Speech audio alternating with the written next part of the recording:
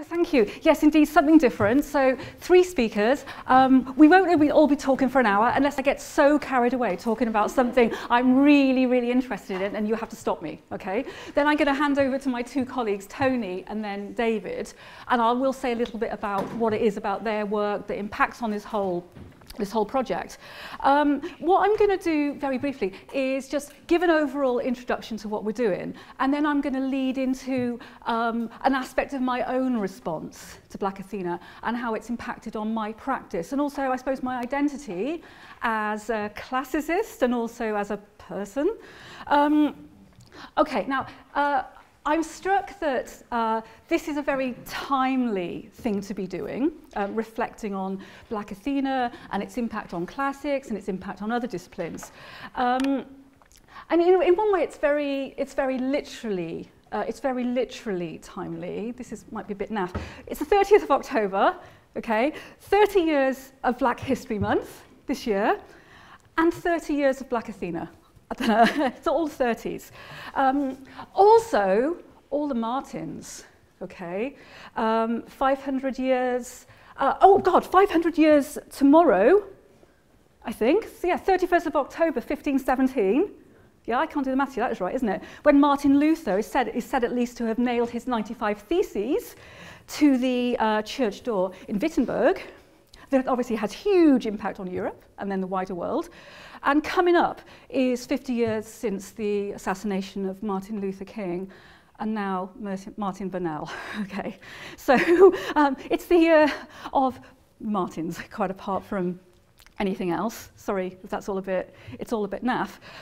So it's 30 years ago then that Black Athena, with the publication of the first of its 3 volumes, exploded into the world of academia. It had a huge impact on classics in ways that I think we're still working through, and it also had a huge impact on a range of other disciplines as well, including some we will probably hear about today. And now, just to give a super quick overview of this complex project, not least for those of you who aren't that familiar with it as yet, or had never even heard about it until recently, and thought the name was intriguing. It is, that's why it was picked. Okay, what Burnell was arguing back in 1987, when the first volume of this work was published, was that the origins of Western civilization were not where they were generally thought to be. Okay, generally Greece, that a lot of us study as classicists, is held to be the birthplace of Western civilization. What Burnell argued is that the origins of Western civilization, in fact, have their roots in Africa and Asia. He argued that the ancient Greeks knew this, but that Eurocentrist and indeed racist 18th and 19th century scholars hid this fact. So it's a conspiracy theory, quite apart from anything else. So he argued that the ancient Greeks knew this, but that early scholars, including early foundational classical scholars, suppressed this knowledge. And he also argued that classics is institutionally racist as a discipline, and that classicists have helped perpetuate this suppression of true fact that the ancient Greeks themselves knew about. And he put together a range of evidence in support of this claim, including this coin. Okay, that's why I included this coin on the first of the slides here. Very typical Athenian coin in many ways, with a head of Athena on one side and various Athena-related artifacts on the other, including in the centre there, her owl, the first 3 letters of her name, which are also the first 3 letters of the name of Athens, an olive leaves, and for some reason I still haven't been able to work out a crescent moon. If anyone's got an idea, let me know. But he argued that this is a Black Athena. Right, this is what he argued. He argued that Athena here has black features, and he used this alongside other evidence that Athena was originally black. So what he was doing was taking a goddess who is generally regarded as archetypally European, Greek, white even, a paradigm of whiteness, and he was arguing that this goddess doesn't just have roots in Africa, he also argued that she was originally black, although sometimes he would say that she might more usefully be called black. And he never quite articulated what he meant by usefully in that regard.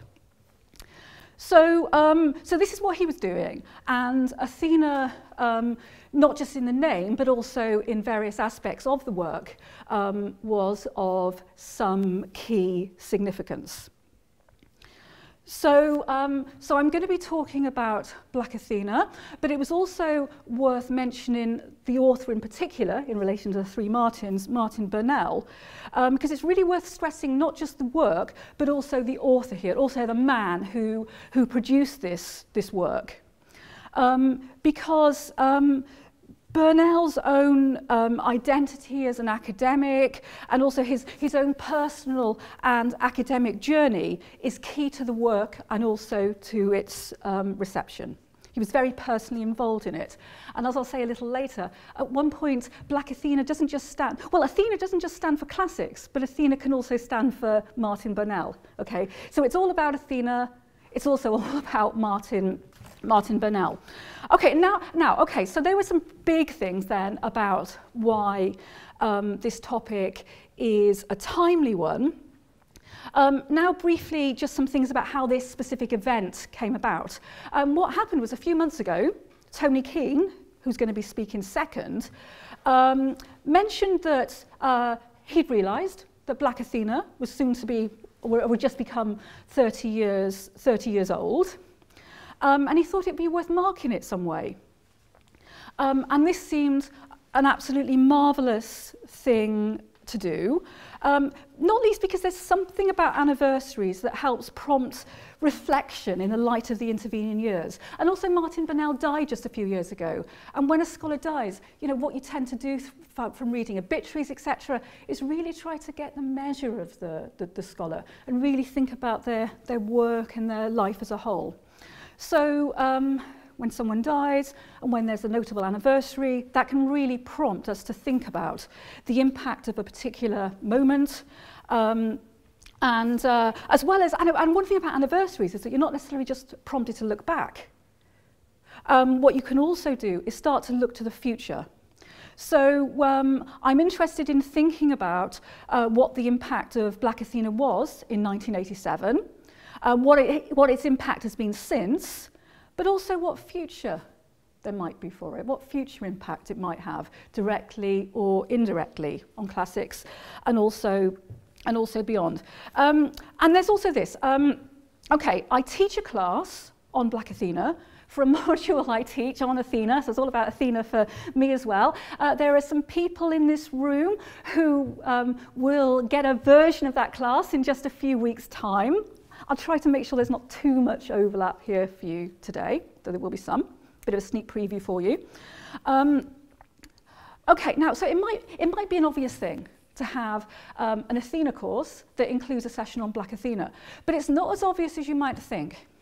Because in the I'm trying to correct a bit of an imbalance here, because there's been a lot of scholarship on Black Athena, a lot of scholarship on Athena, but in a lot of that scholarship, Athena has tended to be left a bit unmarked. Athena is a bit kind of taken for granted in the work. So one thing I want to do is not just talk about Black Athena, but also talk about Black Athena. Okay, so I really want to emphasize the significance of the two terms and the interplay between them. Now, I first taught the course in, I think it was the academic year 2013 to 14, I think that's right.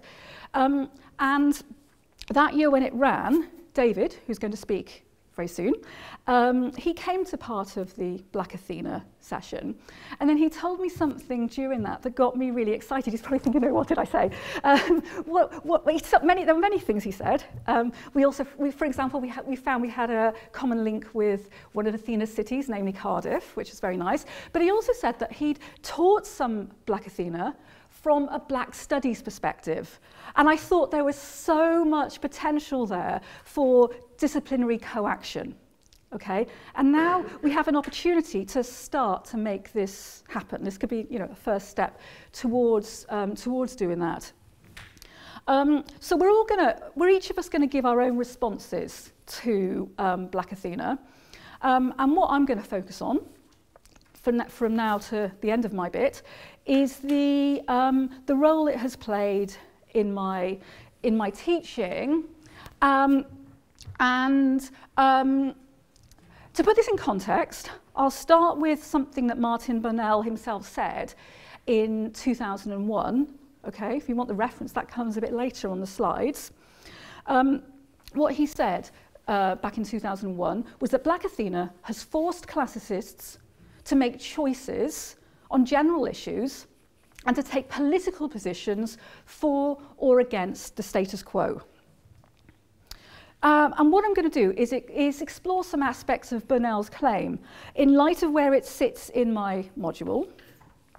And I'll do this very much at a time when a lot of evidence is pointing to the fact that students' perceptions of classics are on the move, including over just how elitist classics is, over how elitist classics maybe still is, versus how inclusive classics is, or how inclusive and diverse classics at least should be. So key topics I'm going to focus on are this. I'm going to say some things about the module and how that ties in with classics at Roehampton and also elsewhere. I'll say some things about what Burnell does, and I'll also share with you some responses that past students have had to learning about Black Athena and the impact that has had on their studies and also on their identities as classicists. One thing I really would say then is that students' perceptions of classics are on the move. The group of students I was teaching in the year I'm particularly going to be talking about here, they were in their third year at the time. It's a third year module, so the current students here who are doing the module are third year students as well. Now that group of students had been surveyed in their first year, the first term of their first year, by Fiona McHardy and myself. What we were trying to do was to find out what the perceptions were of of classic students embarking on their careers as undergraduates, of their studies, of classics as a subject. And what came out of that survey of first semester, first year classicists was a sense of classics as something elitist. For example, what they stressed is that as far as they were concerned, classics was very much linked with going to a private school or indeed a public school. It was also linked with being from certain parts of the country rather than other parts of the country. One of the students said something that resonated with what quite a few students said. They defined, this is all anonymous, they defined classics as a subject that was designed for rich white men. A subject that was designed for rich white men. And what came out from that survey, that must have been conducted in 2011 to 2012, I need to check that for sure, what came out of this, and this really depressed us. What came out was that as far as a lot of the students were concerned then, there wasn't much to be done about this, it's just the way it is. And some people reported feeling rather content, rather reassured even, to be part of a select group who'd managed to gain the opportunity to study the subject. But then, okay, skipping 3 years on, we then surveyed, well, after that cohort of students graduated, we surveyed the incoming students. Okay, those students are now in their third year. Some of them are likely in this room. Some of the students who filled in that survey are likely in this room. Again, it was anonymous, so I wouldn't know, but there we are. And again, what came across was that classics was perceived to be elitist, but there was a difference. Rather than this being seen as, well, the way it is, and something even to feel reassured about, what the students now tended to be saying is that it's not inevitable. Classics is elitist, so what we should all be doing is trying to change it. So you guys, if you fill this in, you're wonderful. You've helped stimulate myself and Fiona and others of our colleagues to confirm us in our thinking that classics needs diversifying. There was an event here, for example, was it last week or 2 weeks ago? Yes, 2 weeks ago, on how to set about diversifying or continuing to diversify classics. But I want to go back to 2013 to 14 and that particular group of students that we surveyed in their first year.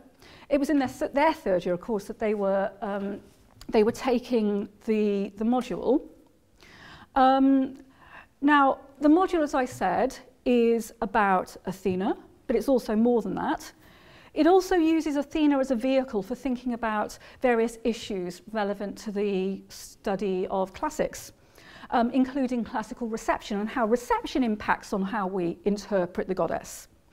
And that includes Athena as received in Black Athena and very much, what Martin Burnell was doing with Athena.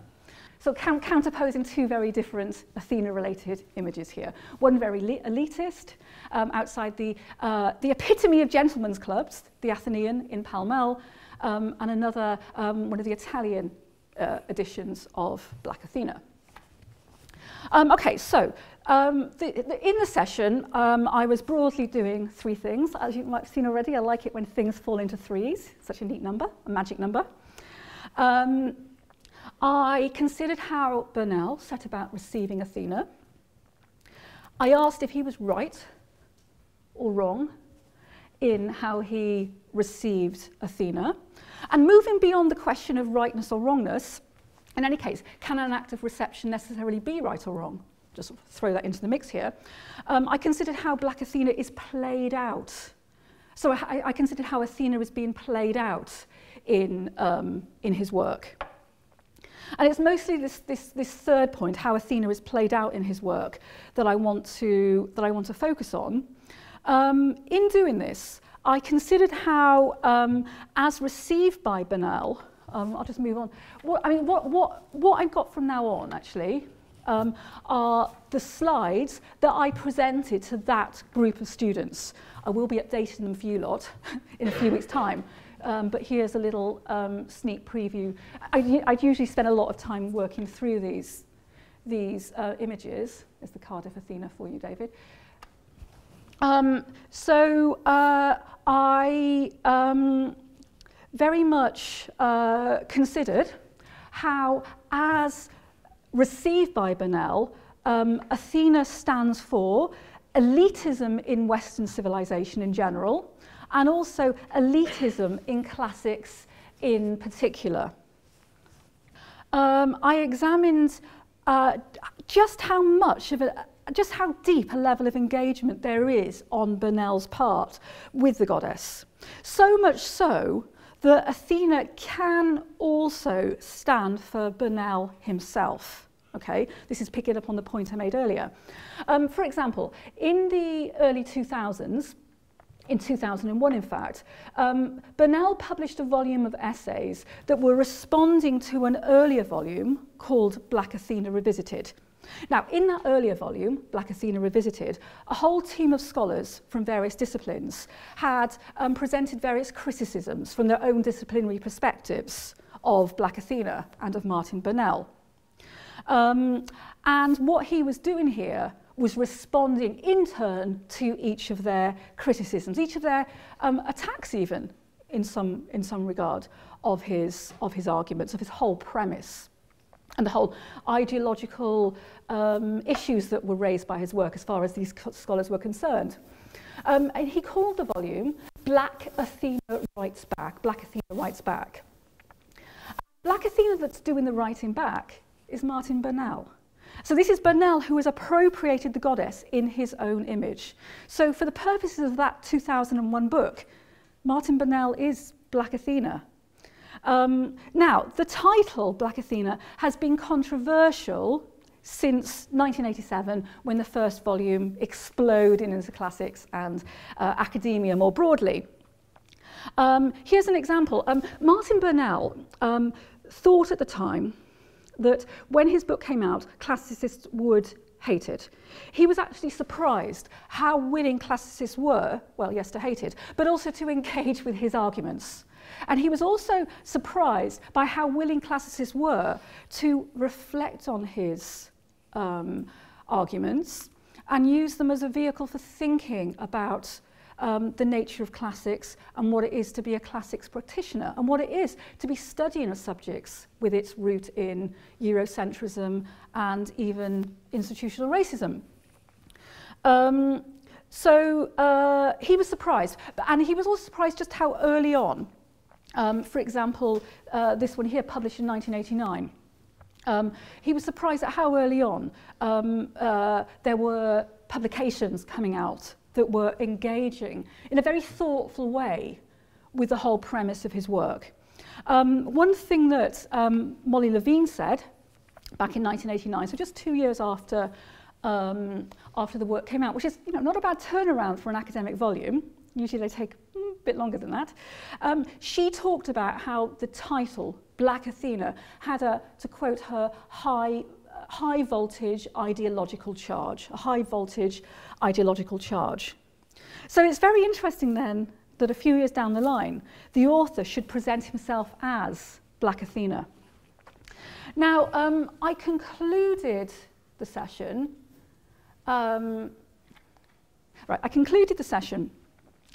with some questions for discussion that were very much prompted by our discussion of Black Athena. I asked, what's the purpose of classics? Who owns the classical world? Who owns Athena? And this is when things got really interesting, because the students began to reflect on their own relationship with classics, including on classics as an elitist subject. And this was continued in the reflective reports that they were writing for the module, and it was also something that kept coming up in the evaluations, the end of module evaluations that the students filled out once the course was coming to an end. And this suggested a whole new level of reflectiveness on their part that was interestingly different from what they'd commented on in the survey that they took when they were first-year students, just beginning their academic careers. Now, of course, they were coming towards the end of them. So what I've included here are a few quotations. I won't go through them all because I know I need to hand over to Tony, but is it all right if I just spend a couple of minutes? Yeah. Well, those students I'll be teaching in a few weeks' time, you'll get to see these again. If anyone else wants to see any of this, send me an email and I can happily I'll be happy to send you these slides. Oops, sorry, me being clever again. Sorry. Okay, so here are some of the things the students said. I'm not going to reveal. I'm not going to sort of go through everything. But they were commented on how the module was more than about Athena as far as they were concerned. It was making them think differently about Athena, classics, and what they were doing, studying classics, a classical degree.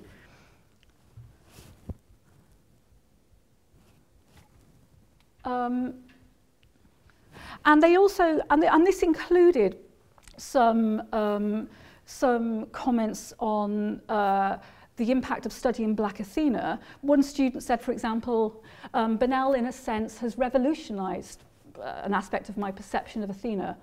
And this student went on to say, I found Burnell's interpretation convincing as he uses ancient evidence to support his point of view. Which is very interesting because usually classicists take the opposite line when thinking about how Burnell uses evidence. That was an interesting response. Another said that further intriguing analysis during the course was that Burnell felt the criticism directed at him was simply elitist. Classics has also built up a stereotype in the minds of many, that only the white, privately educated students study it, etc. And then the student went on, to a certain extent, this is very interesting, I could be accused of fitting into those preconceived ideas. When I studied classics, AS, A-level, we were a class of 4 and at a private school. However, classics is not an elite subject, due to its large, wide-ranging appeal. Not the kind of thing that this student's cohort, maybe even this student themselves, was saying back in their first year. Another comment here on classics as potentially inclusive, diverse, it's the sort of subject that can enable you to reflect on your own identities and how you bring your identities to what it is that you study, and what the impact can be of having various edifices you've built up being challenged.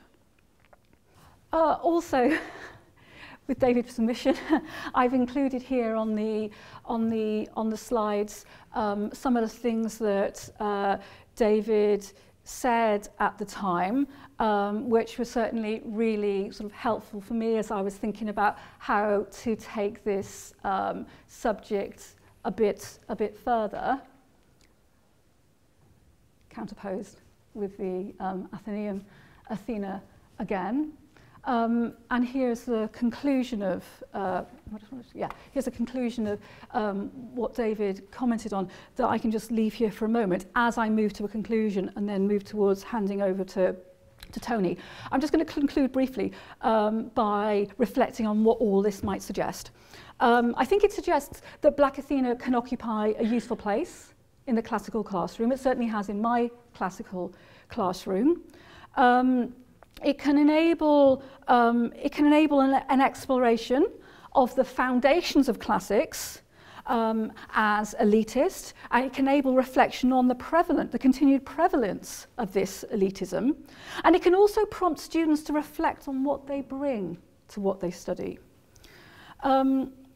And just to return to that second survey that I mentioned earlier, it shows the potential there can be for classicists to strive to challenge, maybe even end, the elitism of the subject. So I would say that Martin Burnell helped to transform classics. But this wasn't because his theories were accepted. For the most part, they haven't been by classicists. There are some exceptions, but for the most part, classicists haven't accepted his theories. And this may be something that Tony's going to reflect on, sort of, yeah. But his work has very much helped classicists to think about what it is to be a classicist, what classics is, and what it is to be a practitioner in this discipline and be communicating it to future generations of classicists. So for this reason, I think Black Athena can have a role in helping to make a classical curriculum more inclusive. So that's all I'm going to say for now, and I'm going to have this microphone taken off, I think, and hand over to my colleague, Tony.